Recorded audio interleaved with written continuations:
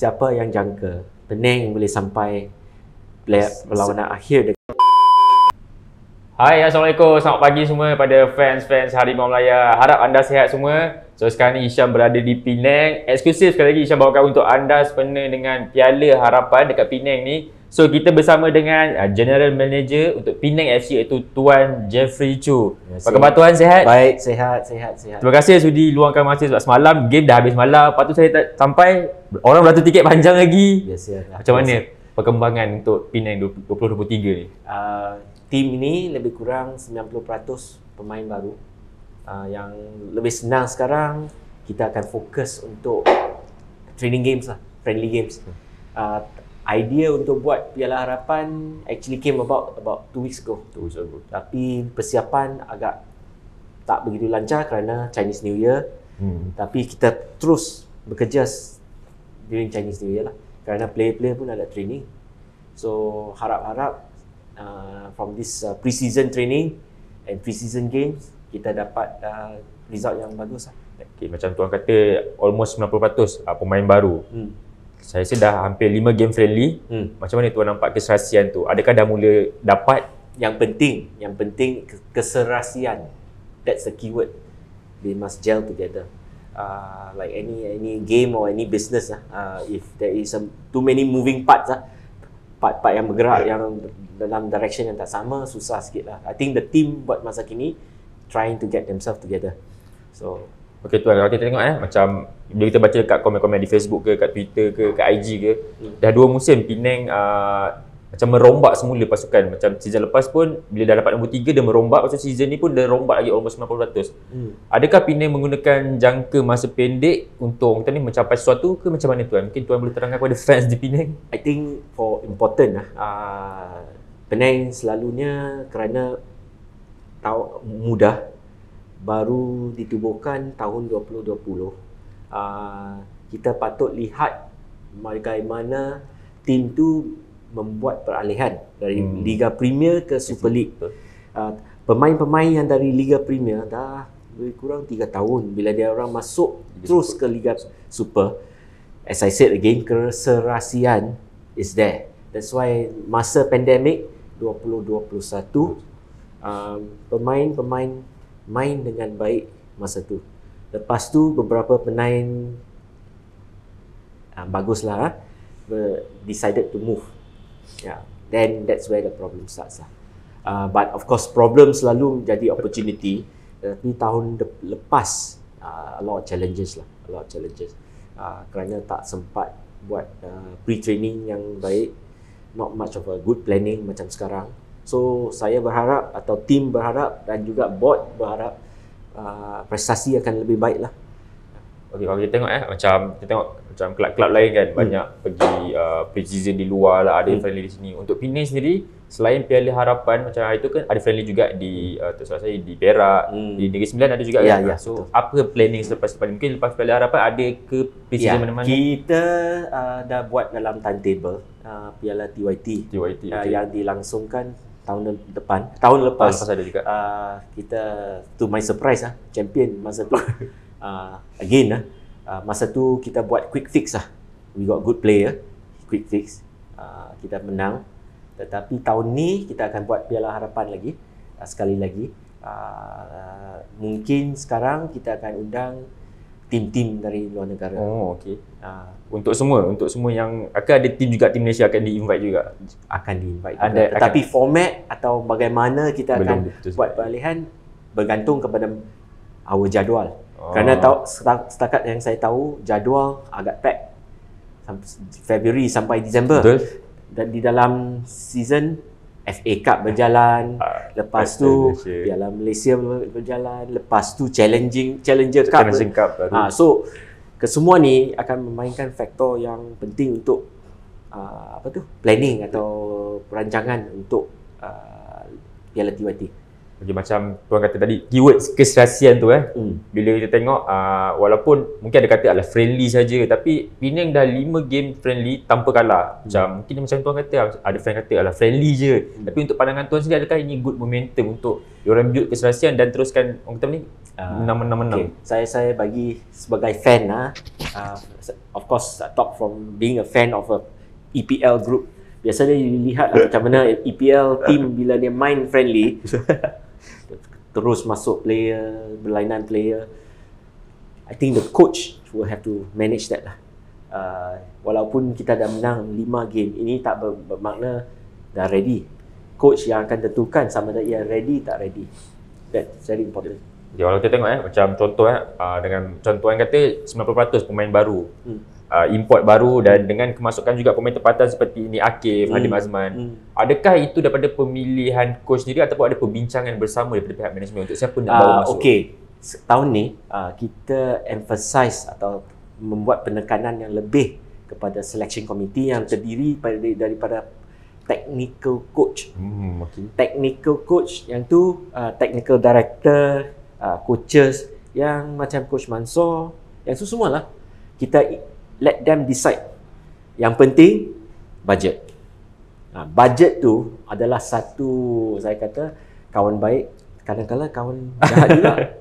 Jika tak cukup budget, kita nak pemain yang bagus, ini bergantung kepada coach. Jika dia ada pegangan bahawa pemain ni bagus, he will go all out to ask for the player.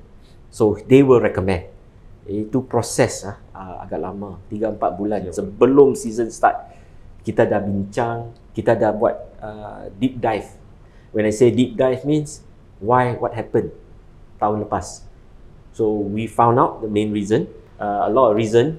Then of course yang penting sekarang, the selection committee has played a very active role.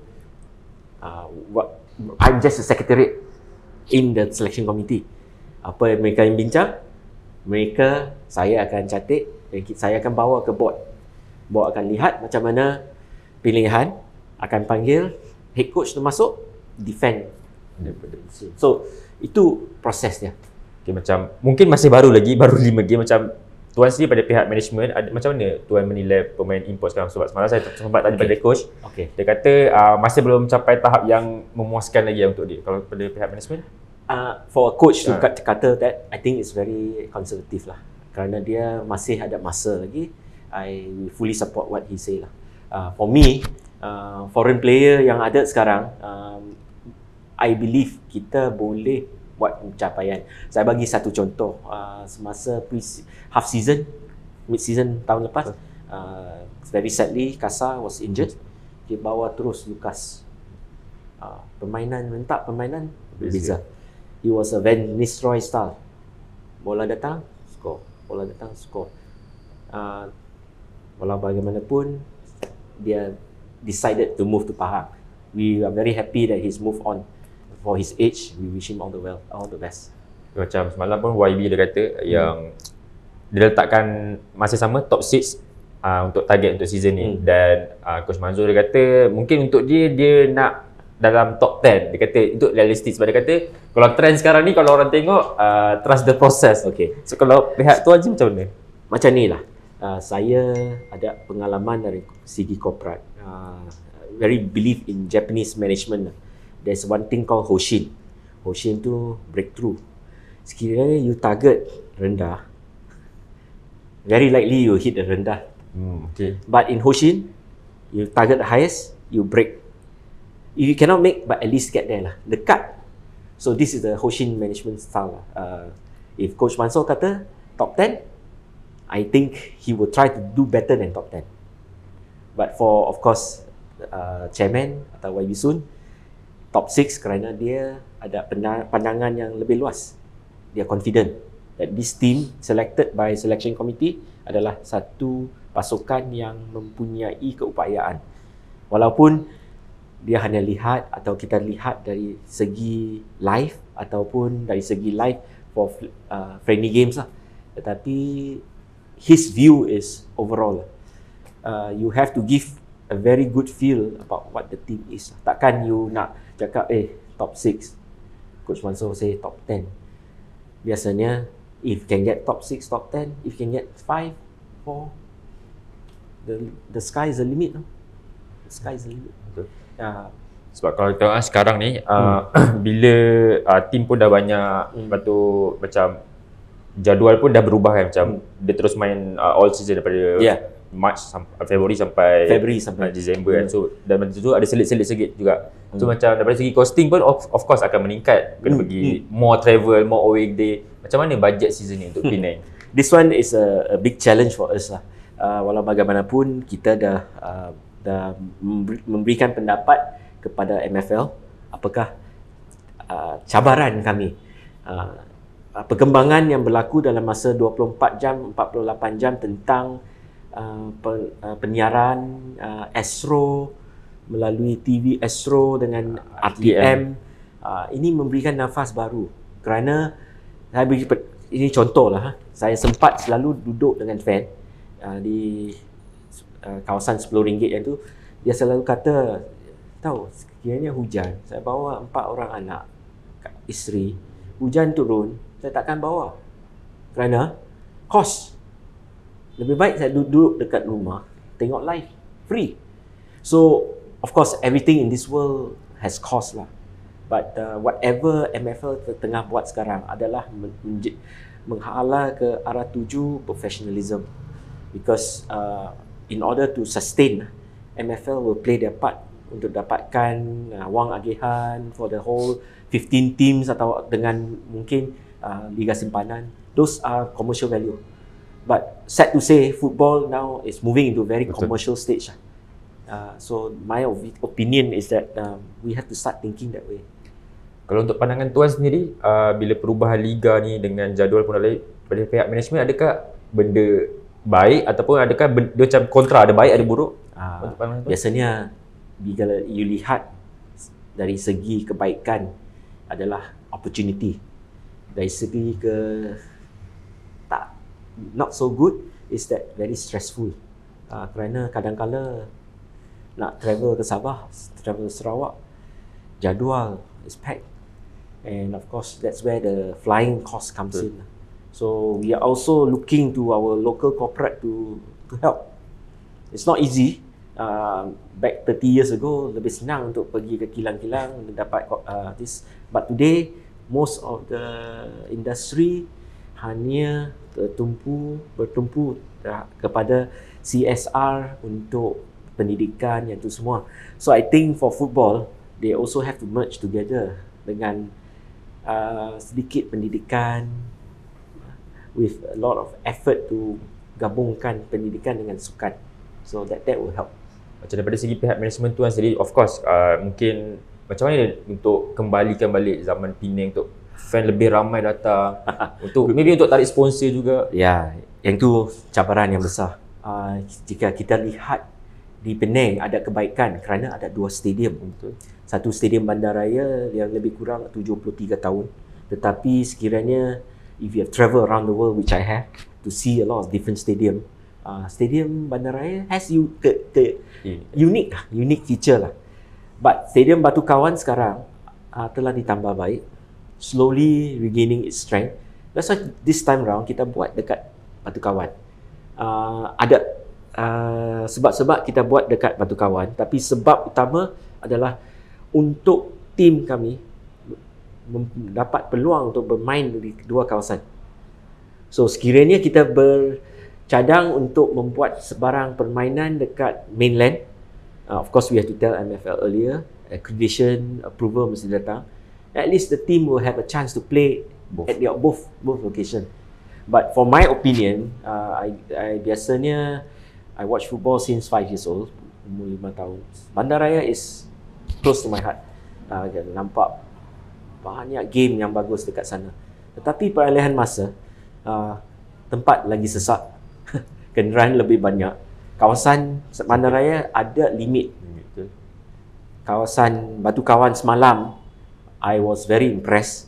Kawasan tempat letak pada kereta, very bright. If you want to make comparison, dekat local stadium, JDT is very impressive. Selangor, hopefully with new stadium coming up, also very impressive. So yang penting Batu Kawan has to step up lah. Macam I'm not a big fan of Manchester United, but I dah pergi beberapa kali. The look and feel of Stadium Batu Kawan, if done proper, will have that feeling macam Old Trafford. Kerana kawasan lapang, bila you masuk, tempat boleh jual makanan, tempat boleh jual baju, you can actually set up a stall to sell merchandise. Itu jangka masa yang akan future lah. Lepas of course dia juga bawah 23 tu masih fokus lah untuk tuan sendiri pada management. Kalau ada peluang player-player bawah ni perform, coach pun setuju akan diberi peluang untuk main daripada first team. Kita tengok macam pemain-pemain muda sekarang ni, macam mungkin Arif Aiman of course, Hakimi Azim yang tak sampai 20, orang dah ada peluang. So adakah Penang memberi peluang juga kalau betul-betul perform naik untuk atas? Okay. Kita dah buat, as you know Coach Mansor, Coach Akmal, they work very closely together. Kita ada cadangan untuk bawa player turun, bawa player naik. Jangan lupa belia dengan presiden under 18, under 17 and under 20 ada peluang juga masuk. So ingat tak tahun lepas siapa yang jangka Penang boleh sampai perlawanan akhir dekat Sukma. Perlawanan tu dengan the final game brought a new look to the whole under 23 team. So I'm very impressed. Under 23 dia akan buat yang terbaik lah. Kerana grouping A tu bukan senang. Yeliti, Kedah, Sabah, Selangor. Tapi this competition lah. Jika you tak ada competition, you just macam walk in the park semua orang pun tak payah bertanding lagi lah.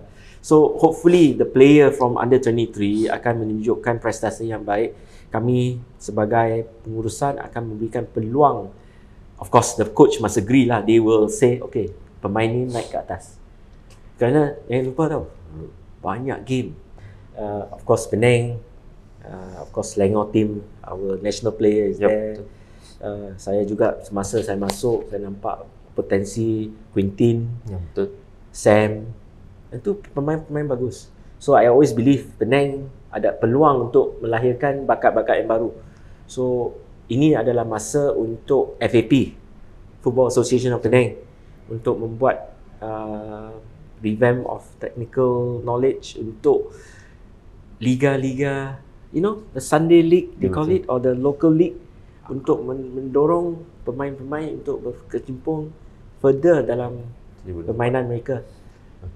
Contoh coach, tuan, saya tengok macam contoh kalau pemain import kan, kalau setengah-setengah, kalau kita culture Liga Malaysia ni sometimes 3-4 game tak perform, fan dah mula bising, nak tukar import lah, itulah. Kalau untuk pihak management sendiri ada tak letakkan KPI untuk pemain import ni, ataupun mungkin dah ada plan B kalau benda ni tak berjaya, okey kita dah ada. Again, semua bergantung kepada selection committee. Dia punya pyramid sekarang dah dipesongkan. Meaning the selection committee who is everyday, tiap-tiap hari dekat padang dengan player, akan membuat penilaian yang the most delicate assessment. Takkan kita duduk dekat rumah atau duduk di atas, player ni tak bagus. Tak ada lah. I think the coach yang akan tahu macam mana dia boleh perform atau tak boleh perform. Tuan, mungkin ni soalan yang terakhir. Apa harapan tuan, apa kalau macam pihak management sendiri target untuk season ni punya? As I said lah, for me lah, I follow what the selection committee as well, the YB Sung kata lah, within the top 10 and hopefully top 6. Kalau untuk cup lain, Piala Malaysia, Piala FA, mungkin itu I hope at least we go further in Piala Malaysia. It's a very good peluang for a team like Penang untuk at least to win after so many years now. Dah 30 tahun tak pernah Piala Malaysia. At least I hope coaches dengan management will make that as a focus juga. Sebab semalam saya tengok juga, walaupun dalam hujan semalam, fan-fan sanggup beratur untuk beli jersey. Apa kata-kata maybe tuan sendiri untuk fans kat luar sana untuk season ni? Okay, mungkin diorang dah meletakkan harapan macam saya nak berterima kasih lah kerana semalam lebih kurang 2,000 orang yang sampai. Kita tak sangka pukul 7 nak start, tapi tak ramai orang datang. Lepas tu pukul 7.45 orang berpusu-pusu masuk. So ini menunjukkan bahawa fan ada harapan, ada peluang untuk memberikan peluang untuk tim untuk naik lebih tinggi daripada apa yang dicapai tahun lepas. Saya harap pemain-pemain juga sedar bahawa rencana yang mereka pakai adalah rencana Pulau Pinang. So please play for Penang, and saya akan garanti bahawa pemain-pemain tu jika mereka mempunyai hasrat yang tinggi, anything is possible lah. Anything is possible. Okey tuan, terima kasih banyak-banyak sudi luangkan masa dengan Harimau Melaya. Saya doakan supaya Penang capai apa yang Penang nak. Saya pun dah pakai baju Penang guys. Jangan lupa, serius jersey baru Penang tu saya memang impress, serius. Dia macam dah kembalikan zaman dulu punya warna tu, saya suka. Itu macam saya kata dengan kaki jersey Jetnik, it's about go local, focus global. Kita buat apa yang baik sebagai local company, at least to show that we have a spirit of global. Ya, sebab kita pun sempat interview beberapa friend, dia kata memang ini jersey yang diorang suka, diorang nak macam ni punya. Betul. So tuan, terima kasih. Saya doakan supaya Penang, supaya 2023 ni berjaya lah. Baik, harapnya dapat capai sasaran yang diletakkan. Terima kasih. Okay, untuk semua terima kasih banyak-banyak. Jangan lupa follow semua social media kami, tekan button subscribe, tekan button loceng. Boleh layari laman web kami harimaumelaya.com.my. Dan jangan lupa, banyak lagi konten menarik kita orang dekat Penang ni. Lepas ni saya akan jumpa seseorang yang legend pula untuk di Kedah nanti. Bye bye guys. Assalamualaikum. Ciao. Bye.